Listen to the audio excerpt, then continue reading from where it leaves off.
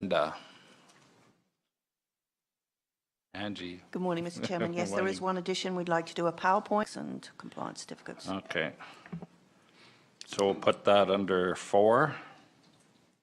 Angie, any other additions?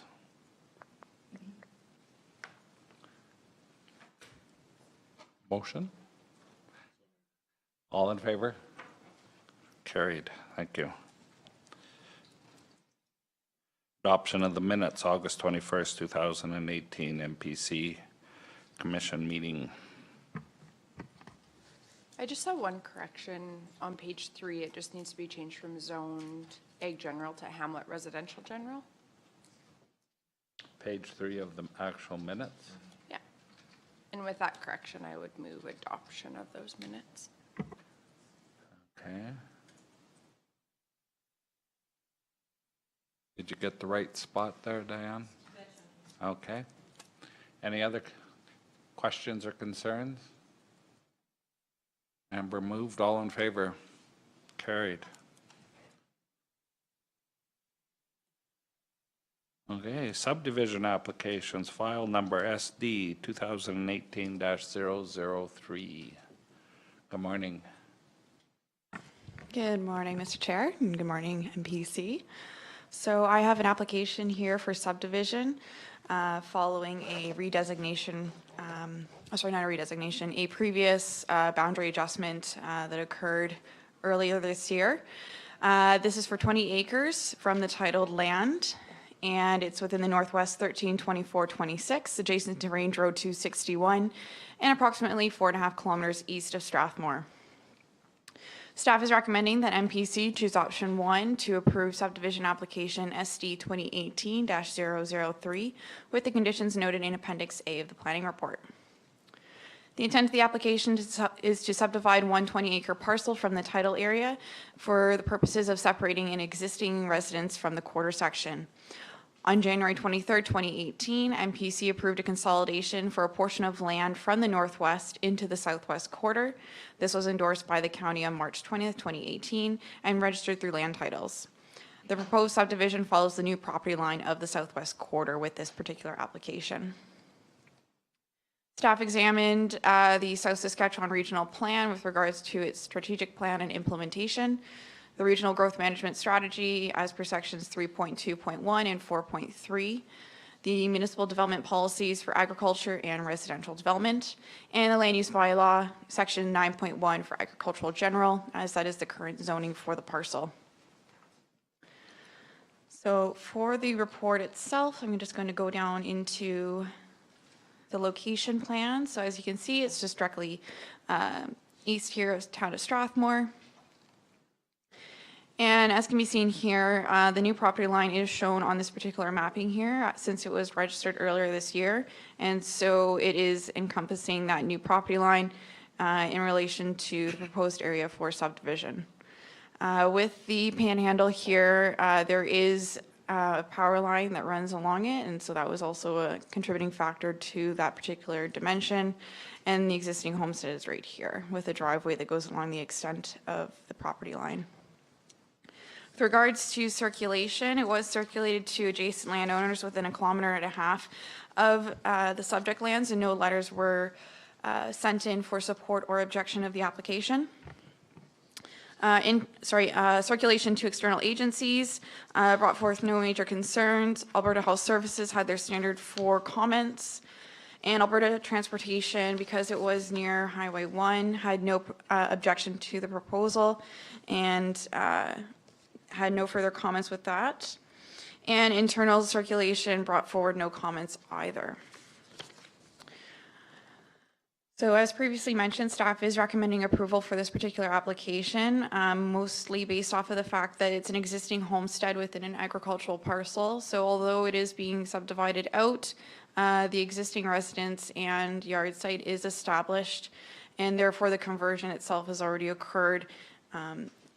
And so it would support and follow the existing yard site and development on the property. Municipal reserve is being requested as this is not the first parcel out. And so based off of the final plan of survey once submitted, it will be applied. Other than the municipal reserve, the approaches will need to be inspected as well. As per our county standards, the existing and then a remnant approach will need to be inspected and or improved depending on the inspection. And the deferred services agreement for easement of construction and maintenance of public works, and a road acquisition agreement is also required on the property. That's all for me. Thank you very much. Thank you. Are there any questions or concerns?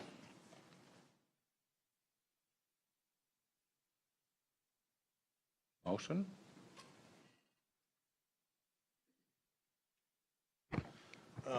Just one thing.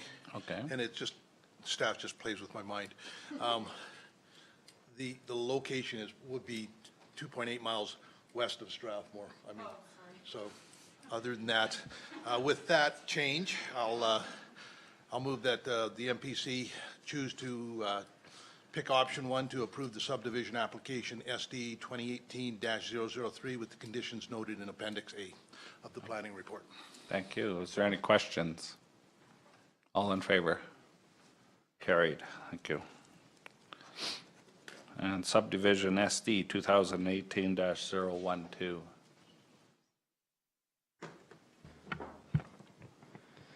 All right, so this is a subdivision application to subdivide 7.32 acres from the titled land. It's adjacent to Range Road 241 and approximately 3.3 kilometers south of Baintree. Recommendation from staff is that MPC choose option 1 to approve subdivision application SD 2018-012 with the conditions noted in Appendix A of the planning report. The intent of the application is to separate an existing residence and farm from the quarter section. The parcel will maintain its agricultural general designation as the existing and proposed uses align with the intents and purposes of the district and the municipal development plan. Staff examined our county policies with relation to the South Saskatchewan Regional Plan, which is a regional document, the Regional Growth Management Strategy Plan as well for goals and objectives of agriculture and community development, as well as the MDP sections for agriculture and residential development, and the Land Use Bylaw Section 9.1 for agricultural general district. So within the report here, I'm going to just bring up the location map. Hopefully I get the directions correct. So here it is south of Baintree.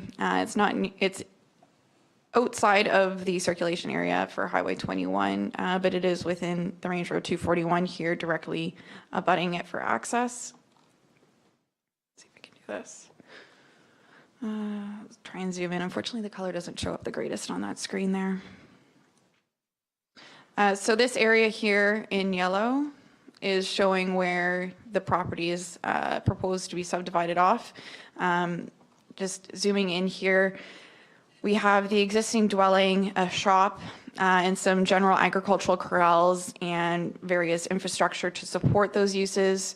And as can be seen, it is directly taken off of Range Road 241 for access. So when we circulated this to external landowners, we received no comments and objection or approval of the particular application. We did external circulation to those listed on title and received no major comments from those parties. Internal circulation as well to the Wheatland County departments also provided no major concerns. With that being said, staff is recommending approval for this particular application based off our analysis of the county documents. It meets the goals and objectives for agriculture as per the Regional Growth Management Strategy, Section 3.1 and 3.6 of the MDP for agriculture and residential development. Because the existing uses are currently agriculture and nature, and the existing structures are currently permitted under the agricultural general district, subdivision of this existing parcel and its uses would be in alignment with those particular sections of the MDP. As per the land use bylaw, because it is maintaining its agricultural general district designation, it still allows for major or minor agricultural uses and functions on the property as it currently exists. As well, the existing dwelling there has servicing for septic and water, and so it is also determined that it is suitable and continued use for that dwelling. It fits within the context of the area as well. It's primarily rural in nature and includes a number of other rural agricultural-based parcels and adjacent to it, so it is compliant with that. However, MPC does have the option to refuse the application. I'm just going to scroll down to here. So option 1 is to approve it. Option 2 is to refuse SD 2018-02. And with staff's recommendation, we are recommending approval. That is with the conditions noted in Appendix A. Because it's the first parcel out, we are not requiring municipal reserve, so that is not included on here. However, a deferred reserve caveat is being put on title, so any future subdivisions that do occur on the quarter section are required to then take municipal reserve as per the Municipal Government Act. Thank you. Thank you. Is there any questions or concerns?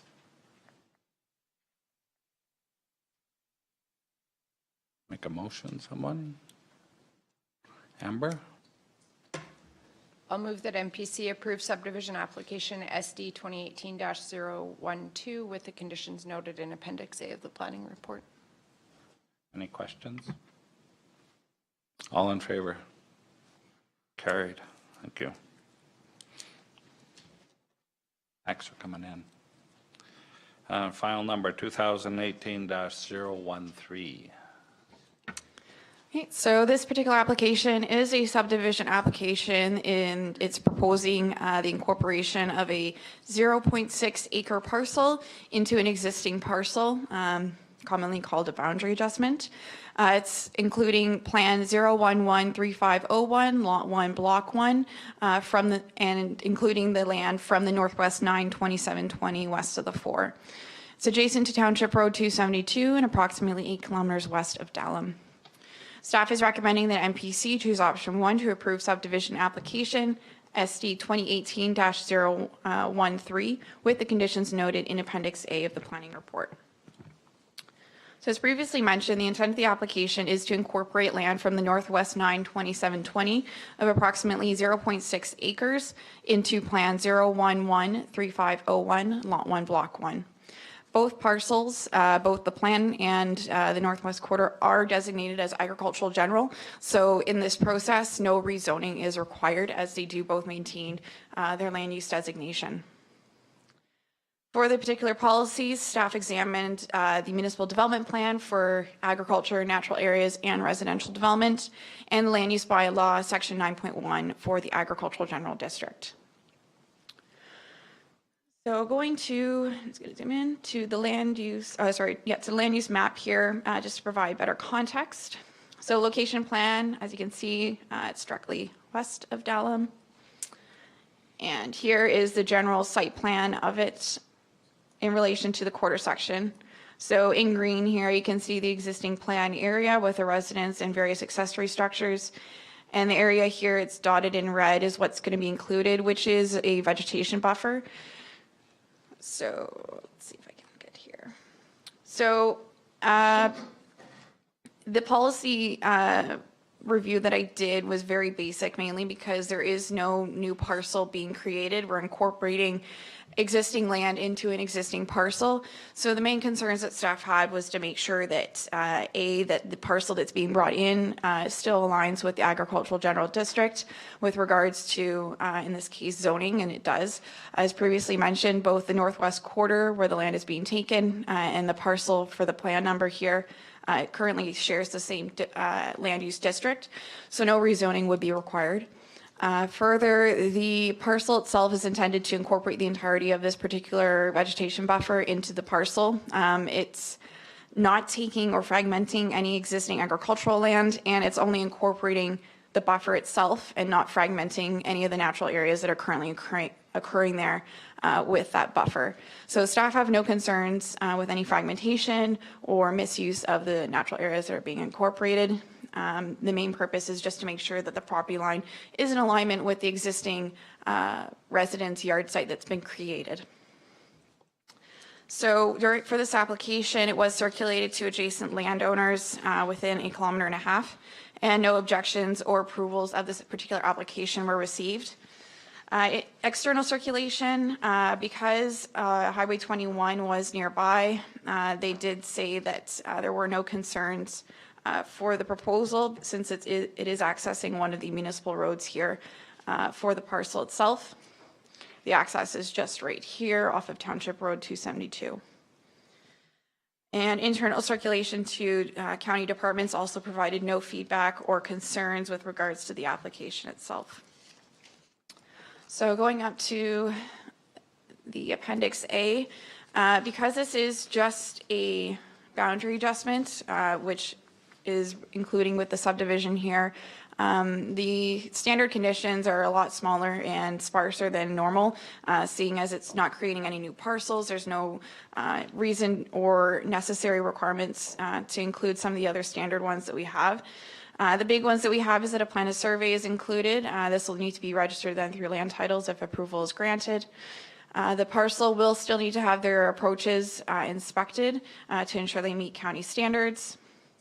It was noted through our land agent that in agreement with the adjacent landowner for easement and construction and maintenance of public works, as well as a road acquisition agreement, would need to be registered on their title of the Northwest Quarter, mainly because the existing title caveats that are on there need to be revised to current standards. So the existing landowner does not need to provide any agreements on their title. However, the other landowner who is a part of this subdivision will be required to provide those agreements. As previously mentioned, staff is recommending option 1 for approval. However, MPC does have 2 options. Option 1 to approve the application and option 2 to refuse SD 2018-013. Thank you. Thank you. Any questions?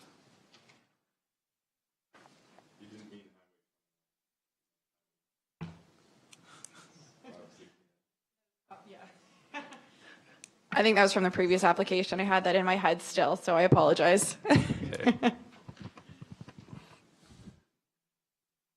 Any other comments? Ben? Excuse me, if there's no comments, I'll move the acceptance of the staff's recommendation with the recommended conditions in Appendix A. I'm just surprised that that wasn't part of the original application years ago, because that's part of the original homestead. Anyways, I moved, we accept the staff's recommendation.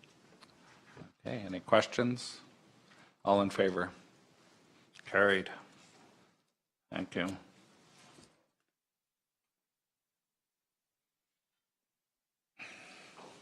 Thanks for coming in. You can stay if you want, but you're...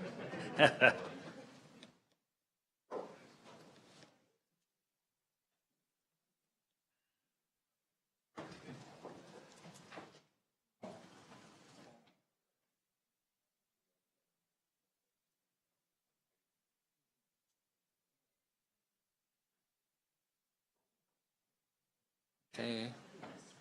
And you made an addition, you're making Colton talk? Yes.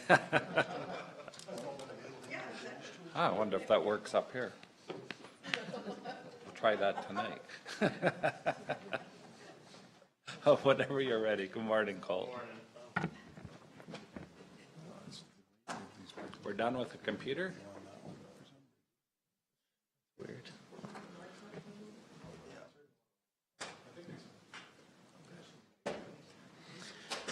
Okay. Well, go back here one. There we go. Good morning. So this is just a bit of an overview of some information we gathered regarding the Lakes and Murfield shed setback issue that came forward based on an MPC inquiry last month. So here's the issue. There's been a few complaints brought forward to staff's attention at the August 21st MPC meeting from an MPC member regarding the sheds not meeting the setbacks in the Lakes and Murfield community. So a bit of scope on the issue.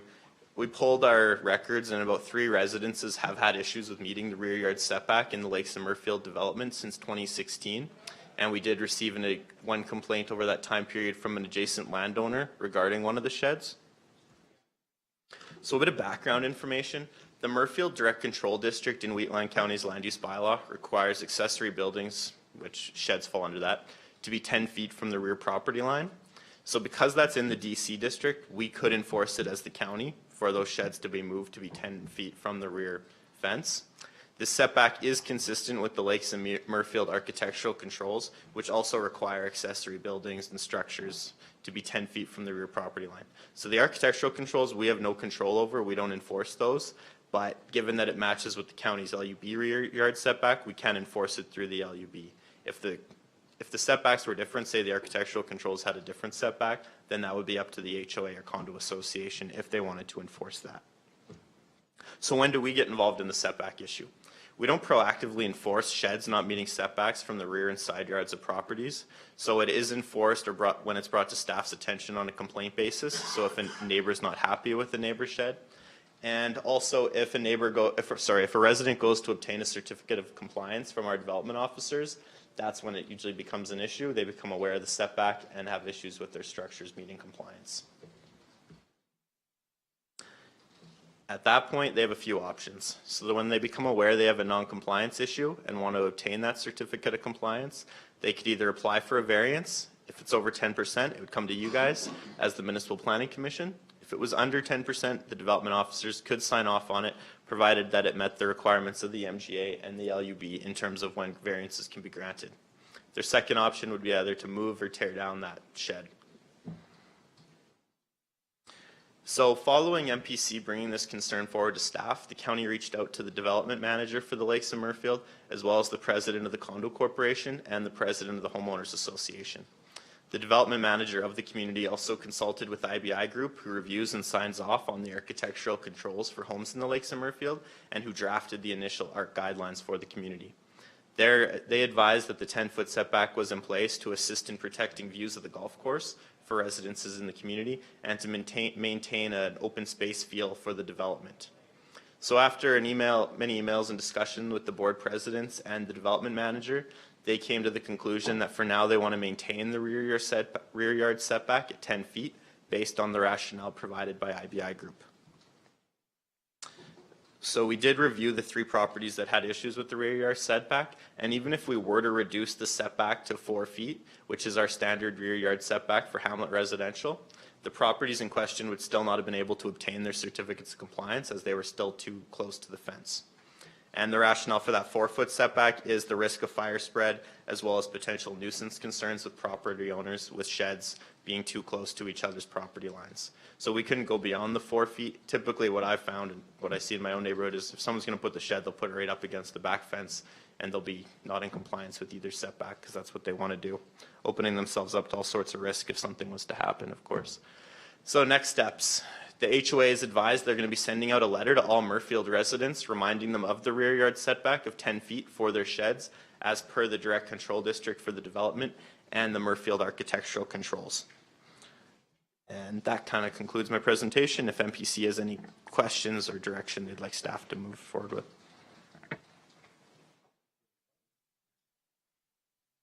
Any questions? Go ahead, Scott. So certificate of compliance, I haven't bought a house in years, so is that normal for land transfer? So they always have to, lawyers ask for it?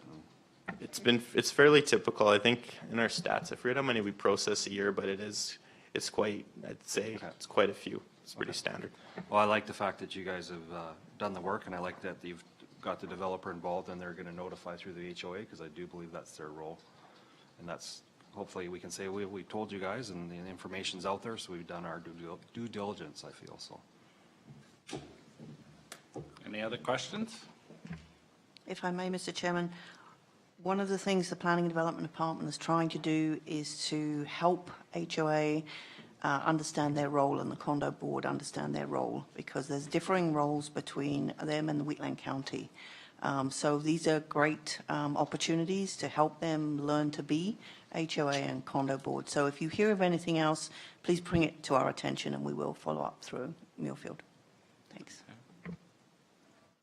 Anything else?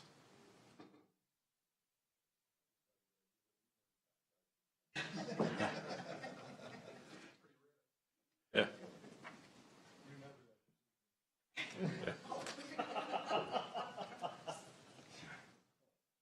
Okay, if there's nothing else, we can adjourn. All in favor? Carried. We're done.